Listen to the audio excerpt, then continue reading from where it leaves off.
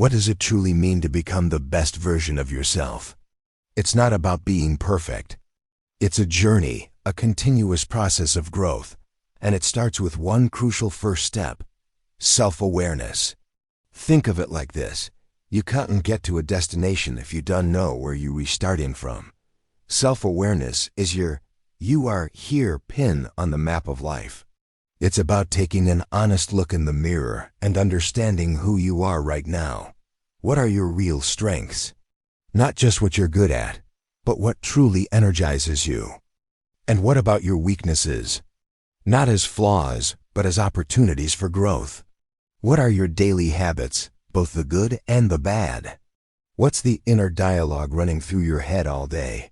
Is it kind and supportive, or is it critical and limiting? Once you start to see these things clearly, you can identify what needs to change and what you should lean into even more. This isn't about judging yourself. It's about gathering data so you can make informed decisions on your path forward. Now, once you have that awareness, you might feel overwhelmed, thinking you have to change everything at once. But here's the secret: growth doesn't happen overnight. It's all about small, daily improvements. This is the magic of compounding. Imagine improving just 1% every single day. It sounds like nothing, right? But over a year, that 1% daily improvement results in you being nearly 38 times better.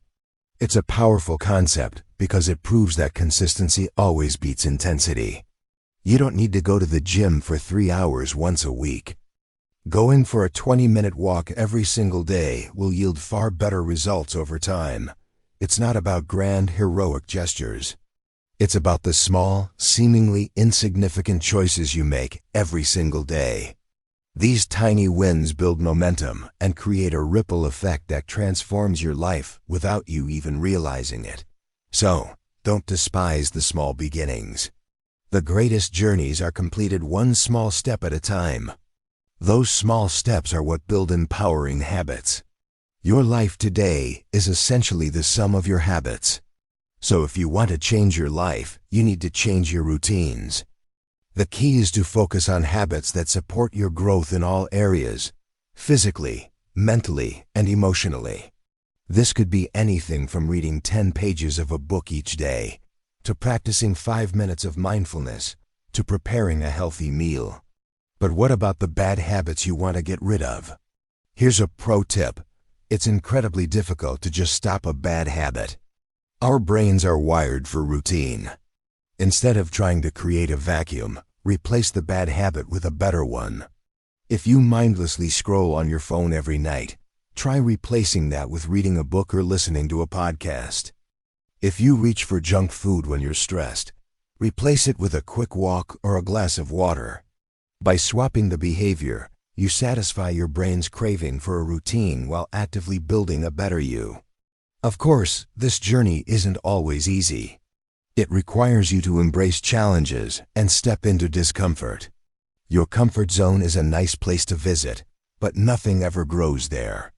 Real growth, the kind that forges you into a stronger, more resilient person, happens when you push your boundaries.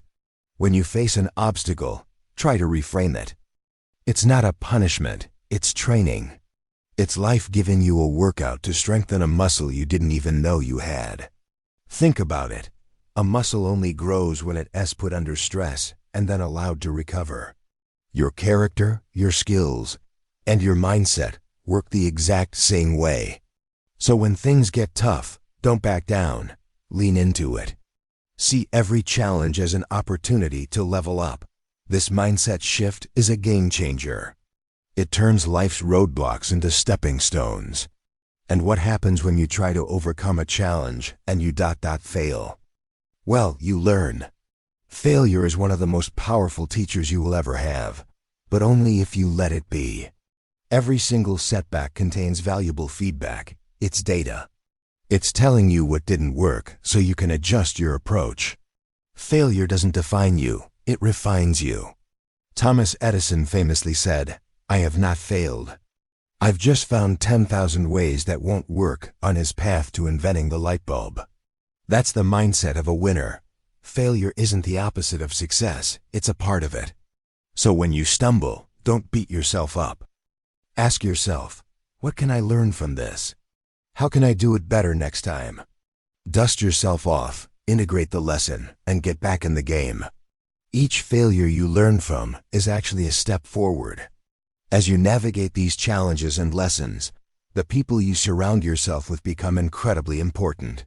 Your environment, including the people and the content you consume, profoundly shapes your mindset and your reality. You've probably heard the saying, you are the average of the 5 people you spend the most time with. It's true. If you're surrounded by negative, complaining, uninspired people, their energy will inevitably drag you down. On the other hand, if you surround yourself with positive, ambitious, and supportive people, their energy will lift you up. Be intentional about your circle.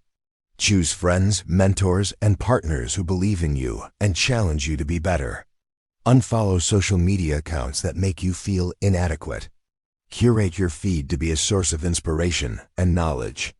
Your environment should be a greenhouse for your growth, not a cage. Protecting your environment is part of a larger, crucial practice, protecting your mindset and your energy. Your mind is your most valuable asset, and you need to train it like a muscle. This means being vigilant about what you allow in. Actively avoid negativity, whether it's from the news, from gossip, or from your own inner critic. Comparison is another thief of joy and progress. Your journey is your own. Comparing your chapter 1 to someone else's chapter 20 is a recipe for discouragement. Focus on your own lane. And when self-doubt creeps in, and it will learn to recognize it as just a thought, not a fact. You don't have to believe everything you think. Practice positive affirmations, meditate, journal. Do whatever it takes to cultivate a strong, resilient, and positive mindset. Your inner world creates your outer world, so make it a place you want to live in. With a strong mindset, you can then set meaningful goals. A goal is not just a wish.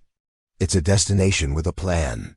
Without clear goals, you're just drifting, wasting precious time and energy. But not all goals are created equal. Your goals should be meaningful to you.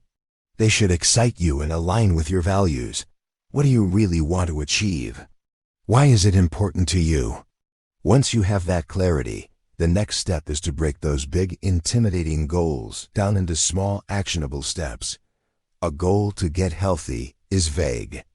A goal to walk for 20 minutes, 3 times a week, and eat 1 extra serving of vegetables each day is actionable. These small steps make the goal feel achievable and give you a clear path to follow. Each step you complete is a small victory that builds momentum and keeps you moving forward. Now having a plan is great, but executing that plan requires self-discipline. This is often the missing piece of the puzzle for many people. Motivation is what gets you started. It's that exciting burst of energy you feel when you set a new goal. But motivation is fickle. It comes and goes. Discipline is what keeps you going when the motivation fades. Discipline is doing what you need to do, even when you don't feel like it. It's choosing to go to the gym after a long day because you made a commitment to your health. It's writing that 1 page of your book when you'd rather watch TV. It's making decisions based on your long-term purpose, not your short-term mood. Self-discipline is a muscle. The more you use it, the stronger it gets. Start small. Discipline yourself to make your bed every morning, then build from there. It's the ultimate form of self-love. Finally, throughout this entire journey, remember to celebrate your progress, not demand perfection. Becoming the best version of yourself is a lifelong pursuit, not a destination you arrive at. There will be good days and bad days. There will be wins and losses. The key is to acknowledge and celebrate the small wins along the way. Did you stick to your new habit for a week? Celebrate that. Did you handle a difficult situation better than you would have in the past? Acknowledge that growth. These small celebrations reinforce your new identity and keep your spirits high. Don't get so focused on the finish line that you forget to enjoy the journey. Be kind to yourself. Embrace the process. You are a work in progress, and that is a beautiful thing. Thank you so much for watching. If this resonated with you, please like, subscribe, and share it with someone who might need to hear it. See you in the next one.